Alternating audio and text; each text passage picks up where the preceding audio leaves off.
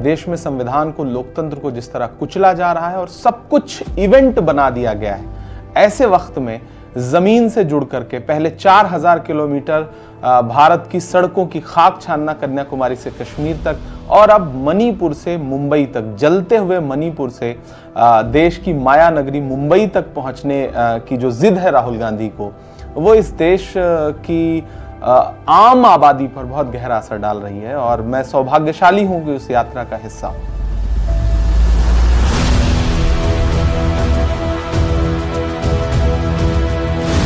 राहुल गांधी जी इस यात्रा के जरिए जो 5 न्याय की बात कर रहे हैं, वो इस देश के हर तबके को जोड़ने के लिए, हर तबके की पीड़ा है, युवा की, महिला की, इस देश में सामाजिक न्याय की हर पीड़ा को इस यात्रा में देश के हर कोने में खड़े होकर के राहुल गांधी आवाज दे रहे हैं। सरकार कागजों पर चलने वाली सरकार है। तुम्हारी फाइलों में गांव का मौसम गुलाबी है, मगर ये आंकड़े झूठे हैं, ये दावे किताबी।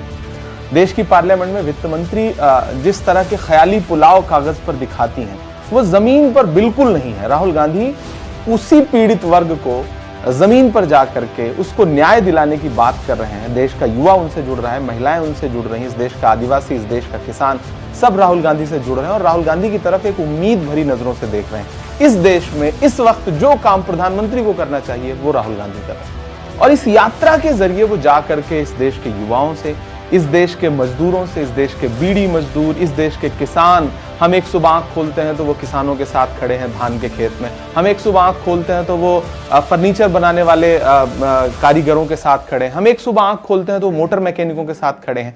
तो राहुल गांधी ये जो काम कर रहे हैं, छोटे छोटे लघु उद्योग, जो कुटीर उद्योग हैं, इनसे जुड़े लोगों से जो मिल रहे हैं, ये इस देश में एक उनको हौसला बढ़ाने की सबसे बड़ी कोशिश है। और मुझे लगता है कि यही सरकार विफल रही है पिछले 10 सालों में। उसने चंद उद्योगपतियों को बहुत अमीर कर दिया, अमीर अमीर होता चला गया, गरीब गरीब होता चला गया। राहुल गांधी या कांग्रेस पार्टी की जो सोच रही है कि हम सबके लिए काम करेंगे, हम सबको कोशिश करेंगे कि सबका उद्धार हो,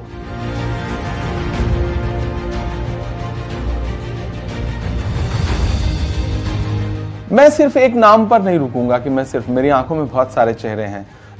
मुझे लगता है कि 9-10 साल नैनी जेल में बिताने वाले पंडित जवाहरलाल नेहरू जी, 11 साल रांची की जेल में बिताने वाले मौलाना आजाद, या फिर इस देश को संविधान देने वाले बाबा साहब अंबेडकर, अगर इन तीनों को हम जोड़ेंगे तो फिर हमें उस शख्सियत तक चलना पड़ेगा जो उस दौर में यात्राएं लेकर के निकलते थे अंग्रेजों की जालिमाना कोशिशों के खिलाफ।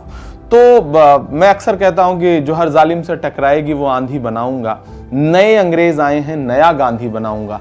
तो हमारी आंखें एक नया गांधी देख रही हैं, इस दौर का गांधी देख रही हैं, जो इस दौर की सरकार अंग्रेजों जैसा व्यवहार कर रही है देश की जनता के साथ, उनके खिलाफ यात्रा पर निकला है। मैं राहुल गांधी जी से इंस्पायर होकर के राजनीति में आया। 2018 में उनसे मेरी पहली मुलाकात बहुत यादगार थी। लेकिन मैं यात्रा की जो यादें हैं उसमें से शेयर करना चाहूँगा।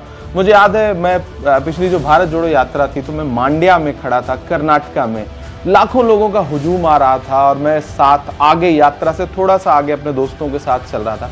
तो मैंने देखा कि एक बुजुर्ग, तकरीबन 80 साल की आसपास की एक महिला खड़ी हैं और उनके हाथ में खीरा था, जो हम लोग यहाँ खाते हैं, वो खीरा लेकर के खड़ी थी। ये सच्ची घटना है। और वहाँ के स्थानीय पत्रकार भी हमारे साथ थे।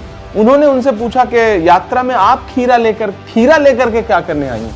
तो उन्होंने अपनी स्थानीय भाषा में जवाब दिया कि मेरे पास ज़मीन नहीं थी। जब इंदिरा गांधी जी ने भूमि सुधार कानून लाया था तो उस समय मुझे एक ज़मीन का टुकड़ा मिला था, ये खीरा उसी ज़मीन में उगा है, तो मैं उनके पोते को इसे तोहफा देने के लिए लेके आई हूँ, प्रेजेंट करने के लिए लेके आई हूँ। तो उनकी आंखों में जो नमस्कार, मैं हूं जावेद आलम। आपको यह वीडियो पसंद आया हो तो आप लाइक, कमेंट, सब्सक्राइब जरूर करें ताकि आने वाले हर नई वीडियो का अपडेट मिले आपको सबसे पहले। आप देखते रहिए LKP न्यूज़।